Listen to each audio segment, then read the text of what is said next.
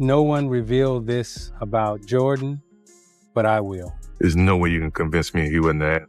The NBA world lost its mind after Thomas dropped that statement. Everybody knows there's one man Michael Jordan will never forgive, and that's Isiah Thomas. This wasn't some friendly rivalry. This was one of the iciest clashes in basketball history, packed with tension, pride, and straight-up betrayal that went way beyond the court. Today, we're breaking down the real story. Thanks, Dan. David, obviously you said it was a happy day for you today, but tell me why you thought it was a happy day for me. I said it was a great day for Michael because he's done extraordinary things for our game. He still want to be Mike. Mike do not want to be your friend, Isaiah. I'm telling you for the fifth time. He do not want to be your friend. You know, stay on ESPN, keep talking on TNT. Oh, Mike should, now you're trying to say everybody better than Mike. It's okay. You not better than Mike. The behind-the-scenes chaos that turned Isaiah's frustration into one of the most intense feuds ever. You're about to hear how ego, ambition, and some behind-the-scenes politics led to that unforgettable walk-off in the Eastern Conference Finals. And just wait until you hear about the audio leak that kept Isaiah off the Dream Team. This gets wild. The drama didn't start under bright lights. It was simmering way before the cameras caught on. Back in the mid-1980s, Isiah Thomas ruled Detroit. The Motor City was his territory. He earned every cheer, every ounce of respect with grit and heart. Detroit was built on toughness, and Isiah embodied that energy. Facing the Pistons felt like stepping into battle. Then came a flashy rookie out of North Carolina, Michael Jordan. You guys had what they called the Jordan rules. We came up with that saying with Jordan because this is what Chuck was saying. If Michael goes to the basket, put his ass on the ground. Put his ass, because once he up there, you got to hit him. You got to hit him. I mean, every time he went to the basket, we hit him. He didn't just hoop, he flipped the whole culture. The hype changed, the sneakers changed, the highlight reels exploded. MJ brought a spark the league had never felt before. Suddenly, Isiah wasn't the headline anymore, and that hit hard. You guys had something called the Jordan rule. Talk to us about that. Push him left. That's your Jordan rule right there. That's all I'm allowed to give away. It's still top secret. Thomas was the grinder, the floor general, the commander of his squad. He wasn't chasing camera flashes, but Jordan, he was both the competitor and the global icon. The league started chasing marketable superstars, faces that could sell shoes and pack arenas worldwide. And MJ mastered that lane better than anyone. Basketball wasn't just a game anymore. It became a worldwide wave, and Isiah felt the shift in real time. It wasn't just losing games, it was losing. The spotlight he thought he owned suddenly belonged to someone else. He wanted to be the next face of the league after Bird. A great run has come to a close. With 4:38 remaining in this fourth quarter, now Isiah runs out to center court. But Jordan came in and redefined greatness. MJ made cool look effortless, and that hurt Thomas because his kind of respect came from bruises and battles, not commercials and posters. And when the fame shift hit, Isiah didn't handle it well, not at all. Word spread that during Jordan's very first All-Star game in 1985, Isiah might have pulled something shady. Rumors said he convinced a few big-name veterans to freeze out the rookie, meaning they deliberately ignore MJ on the court and keep him from shining on the biggest stage of his young career. It's time enough to think about it. Or the reaction of the public that's kind of changed his perspective of it. You can show me anything you want. Petty right. Isiah, of course, denied everything he called the so-called freeze-out story. Ridiculous, saying he didn't have enough pull to orchestrate something like that with legends like Bird, Dr. J, and Moses Malone around. But here's where things get crazy. An NBA journalist, Prevail, later revealed Isiah's own. Dr. Charles Tucker told him during halftime that the freeze-out was real. He said Isiah and the other players were keeping the ball away from Jordan on purpose. Even crazier, when the journalist confronted him, Isiah basically admitted he started the rumor himself, but tried to spin it later. Like, imagine that your own camp spilling the tea, that you might have sabotaged MJ at his first All-Star game. Everybody kissed his feet, but I refused to. That's why he hated me. Whether he planned it or not, the damage was done. Jordan never forgot it. And from that moment on, every game between them became personal. This wasn't just competition anymore. It was war. From that moment on, from Michael Jordan, it stopped being just rookie hazing. It became personal. This wasn't some lighthearted rivalry anymore. It was betrayal. But here's the real question. Why did Isiah Thomas take his anger out on a young rookie who had nothing to do with the league's business decisions? That's the part that never made sense. Sure, Isiah had been the guy once upon a time, the tough leader, the gritty general who ran Detroit like his own empire. But toughness alone wasn't cutting it anymore. The NBA was transforming fast, and under Commissioner David Stern, basketball was becoming more than a game. It was turning into a brand. The league didn't just want winners, it wanted icons. And Jordan, he was the perfect face for that new era. MJ wasn't just playing ball, he was selling it. Sneakers, commercials, Gatorade, posters, video games, he was everywhere. Every dunk, every move, every camera flash turned him into the NBA's golden ticket. He made basketball global. He made it cool. And when he retired the first time in 1993, even David Stern admitted it hit the league hard, saying the NBA owed so much of its success to Jordan's magic. That says it all. Now imagine thinking you own the throne only to watch the whole world crown somebody else. Michael Jordan didn't beat Larry Bird. You showed Michael Jordan going between his legs one time in the highlights, against Larry Bird. And that was the game he got 63. That's when he dropped 63 on Bird, yes. That's exactly what Isiah felt, the painful part. That new king was a rookie who had something Isiah couldn't fake. Pure star power, and the sting ran even deeper because Ed said, because Isiah Thomas was a Chicago native playing in Detroit. So when Jordan came to his city and completely took it over, winning fans, headlines, and hearts, it wasn't just about Detroit losing his spotlight. It was personal humiliation. Just head to head, I was dominant over him. When our teams met, when you go back and you look at until 91, when I basically had career-ending wrist surgery, my record against him and his team, it really was a competition there. MJ wasn't just dominating the league, he was dominating Isiah's hometown. Beneath all that Pistons bravado, there was real fear. Fear of being forgotten, of being replaced, of becoming yesterday's news. That slow burning jealousy turned into something dark, and instead of dying down, it exploded onto the court. Isiah's pride collided with Detroit's bad boy's identity. And what came next defined an entire era of basketball brutality. They didn't just want to slow Jordan down. They wanted to shut him down completely. Detroit studied every step he took. They broke his game apart piece by piece and built a full strategy focused on one thing, only stopping him. They called it the Jordan rules. This wasn't a minor adjustment, it was a full battle blueprint. It all exploded after MJ dropped 59 on Detroit. April 1988 shifted the whole mood inside that Pistons locker room. Frustration wasn't quiet anymore. It wasn't, we need better defense. It was, we need to take control. From that night on, the mission was simple: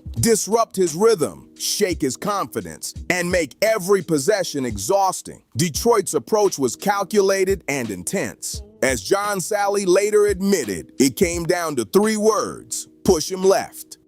The second Jordan touched the ball, the system activated. Double teams, traps, force him into traffic, pack the paint, shrink his space, and pressure him nonstop. If he drove to the rim, bodies like Bill Laimbeer and Dennis Rodman were waiting to deliver hard contact. The Pistons weren't just protecting a championship. They were protecting their reputation. No easy buckets, no flow, no comfort. Isiah's squad wanted Jordan drained mentally and physically. They wanted the league to remember who controlled the East. But here's the twist: it didn't break him. Jordan absorbed every hit, every shove, every bruise. Then he leveled up. He added strength, refined his footwork, turned frustration into pure focus. By 1991, the Chicago Bulls weren't just built around a star. They became a force. And when that version of Jordan arrived, the balance of power in the NBA shifted for good. Every player knew their role. Every play clicked like clockwork. And when they met the Detroit Pistons again in the Eastern Conference Finals, it was payback time. This wasn't just another matchup. This was revenge. The Bulls didn't just beat Detroit, they swept them clean off the court after years of getting bullied and bruised by the bad boys. I find that comment there just hating, you know? I've never seen this guy embrace or thank Michael Jordan for what he's done for the game. Jordan and his squad flipped the script. The Bulls crushed Detroit and then rolled through the Lakers 4-1 in the finals, capturing their first NBA championship in legendary fashion. But before that trophy was even lifted, one moment in that Pistons series sealed Isaiah Thomas's legacy, and not in a good way. Game 4 Chicago, up 115-94. Just 7.9 seconds left. The Bulls were seconds away from officially ending Detroit's reign. And what did Isaiah Thomas do? He walked off. No handshake, no eye contact, no respect. Just turned his back and walked off the floor like the Bulls didn't exist. That was no, we'll get them next year exit. That was pure ego on display. A few Pistons like Joe DeMars and John Sally showed class and stayed behind to shake hands quietly. But Thomas's bitter walk-off stole all the attention, exposing just how personal this rivalry had become. Sure, Isaiah tried to justify it, saying Jordan had disrespected Detroit by calling them undeserving champions.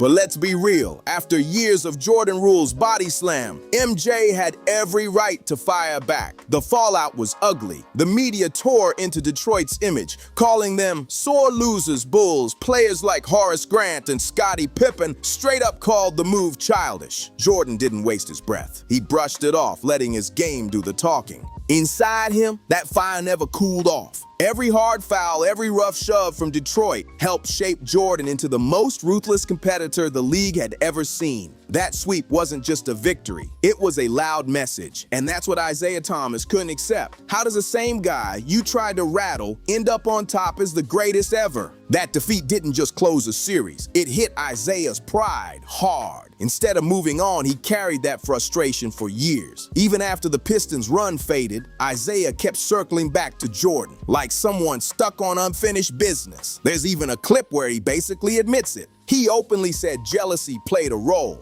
He couldn't deal with how Jordan earned respect naturally, not through connections, not through hype, but through dominance. Nobody bowed down to MJ like Isaiah once suggested. They respected him because he took over games and delivered when it mattered most. Well, I can't speak for Michael, but no, I did not want him to change. Jump to May 2020, nearly 3 decades later, and Isaiah was still trying to reshape the story on Fox Sports' Speak for Yourself. He argued that Jordan never truly beat Larry Bird or Magic Johnson. But let's be real. Jordan dropped 63 on Bird. That's documented. Then in an interview with Shannon Sharpe, Isaiah pushed it further, claiming he controlled Jordan and that MJ wasn't even real competition. That raised eyebrows fast because the numbers don't lie. The championships don't lie. The finals MVPs don't lie. Jordan shut down dynasties, Bird Celtics, Magic's Lakers, and yes, Isaiah's Pistons too. Still, Isaiah keeps presenting himself as the equal, the ultimate obstacle. But anyone who watched those battles knows what happened. Jordan didn't just get past that wall, he tore it down. Even Scottie Pippen eventually had enough of the back and forth.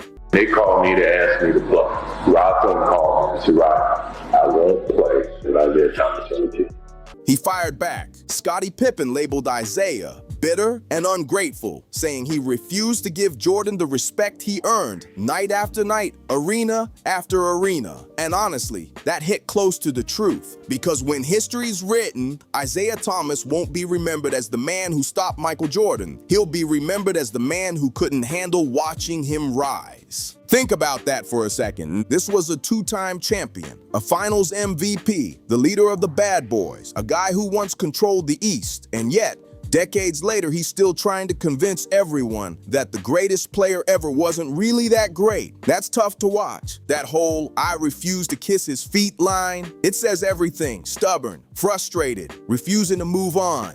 But here's the reality, especially in the NBA, the league never forgets. And in Isaiah's case, consequences came fast. In 1992, just 1 year after that infamous walk-off, basketball history changed forever. The NBA introduced the 1992 United States Olympic team, better known as the Dream Team. This wasn't just a strong roster, it was unreal. Magic Johnson, Larry Bird, Michael Jordan, Karl Malone, Scottie Pippen, Patrick Ewing, Charles Barkley, legends stacked on legends. But when the names were announced, one name was missing.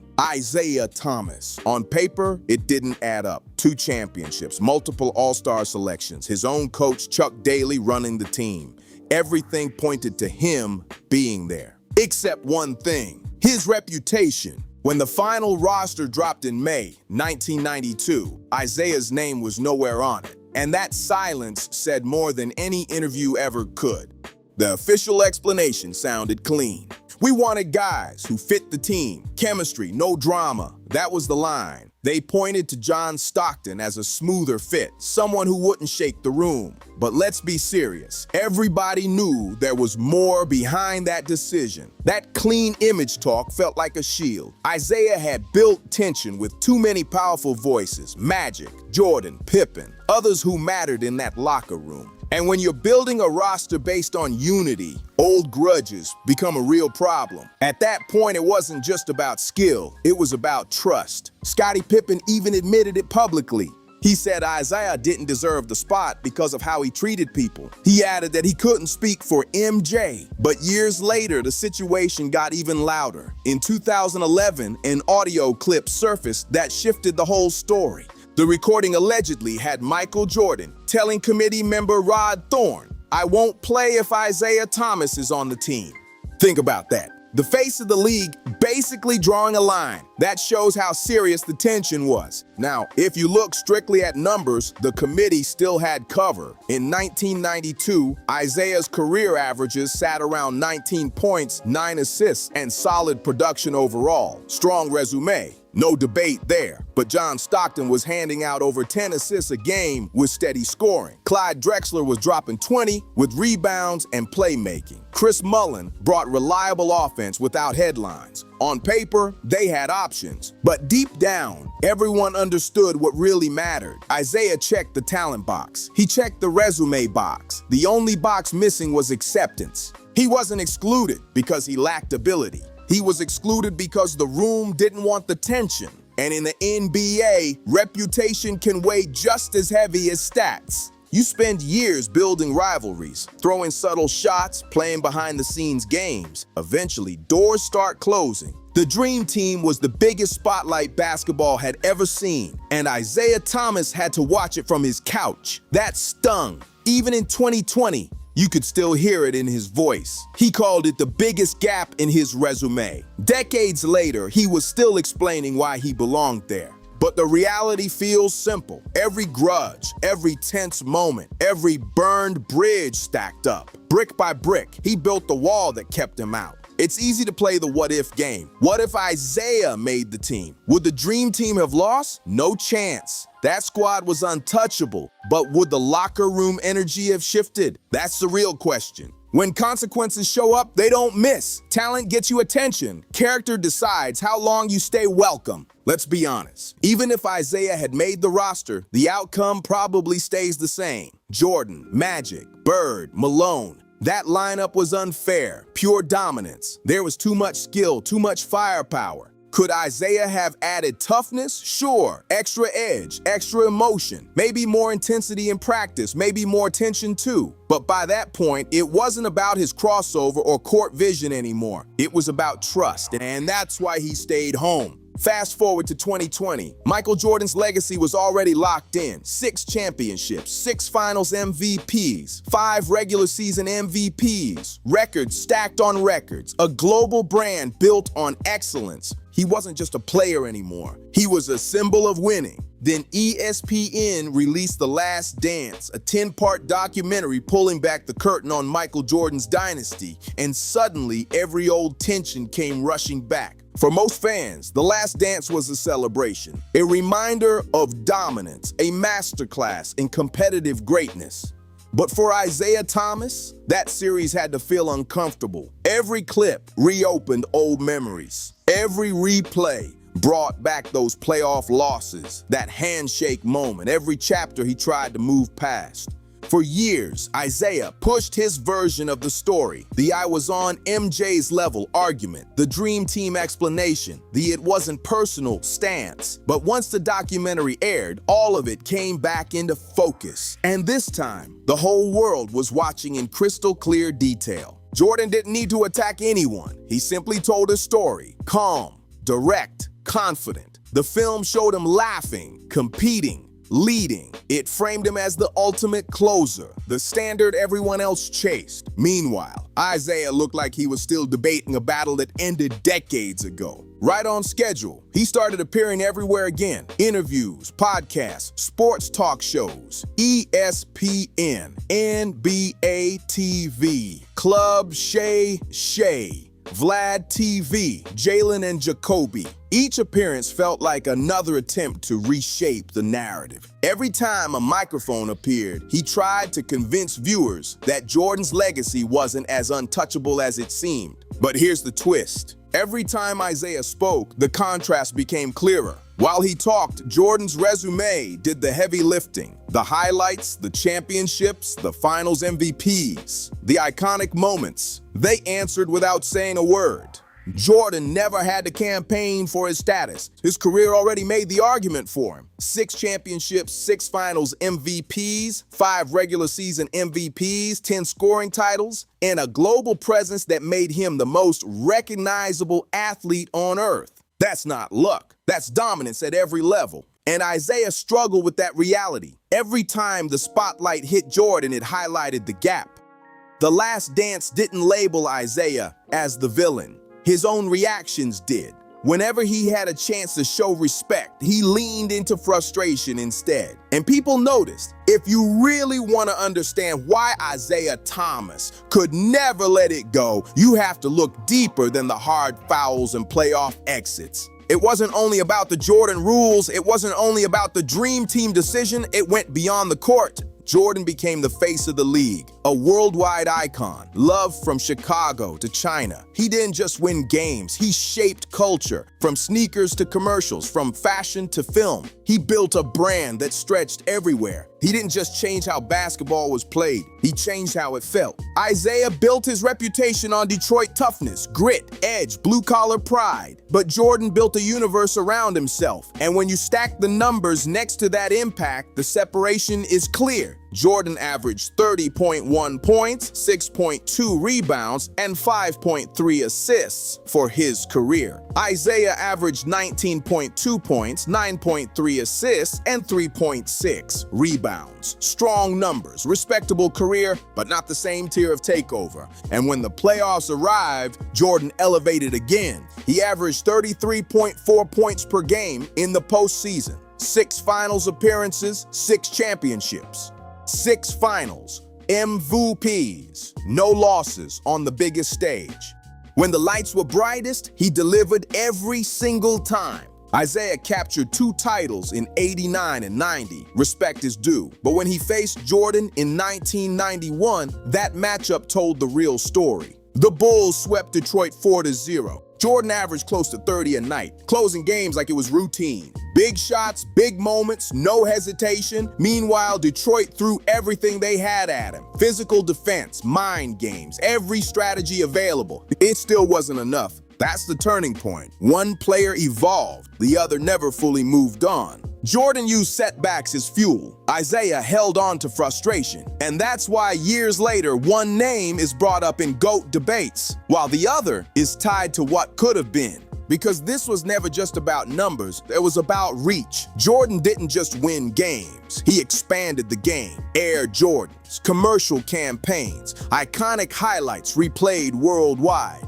He became bigger than the league itself. For many fans, he defined what the NBA looked and felt like. Isaiah remained a Detroit icon, a city legend, a champion who represented grit and toughness. But beyond Detroit, the connection wasn't the same. The influence didn't stretch globally, and that difference mattered. At some point, this rivalry stopped being about rings or stat lines. It became about moments, about who owned the biggest stages. Jordan delivered when everything was at stake. Playoff daggers, impossible fadeaways, finals performances that sealed legacies. Every time the pressure peaked, his message was clear. He was ready for it. He thrived under pressure. Isiah could play, no question. Elite skills, tough mindset, championship DNA, but he couldn't match the era-defining dominance Jordan brought. MJ was relentless, calculated, unstoppable. When it mattered most, Isiah, at his peak, was great. Jordan became the measuring stick. Every dunk, every championship, every iconic finals moment reminded Thomas he wasn't overlooked because he lacked talent, but because Jordan reached a different level. Stack them side by side, and the gap is clear. Michael Jordan, 6-time finals MVP, 5-time regular season MVP, 14-time All-Star, 10 scoring titles,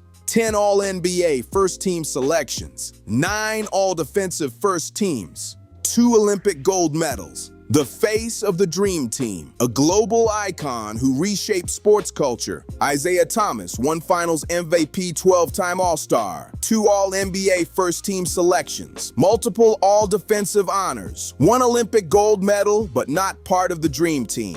That's not equal footing, that's separation. Jordan didn't just dominate the hardwood, he influenced fashion, marketing, global fandom. His name became part of basketball's identity. Every sneaker drop, every highlight replay, every final celebration carried his signature. Isiah had grit, leadership, 2 titles earned the hard way. Detroit toughness, but Jordan built something larger than championships. He built permanence. Every stat, every playoff takeover, every defining shot tells the same story. Jordan wasn't just better in moments, he became the model. And maybe that's why, even years later, the tension still lingers. Competing against greatness is one thing. Competing against a legacy that reshaped the sport is something else entirely. So what do you think? Was Isiah ever truly on Jordan's level? Or was this always a clear divide from the beginning? Drop your thoughts in the comments. Hit the like button if you enjoy these deep NBA breakdowns. And subscribe for more rivalries, history, and behind-the-scenes stories coming your way.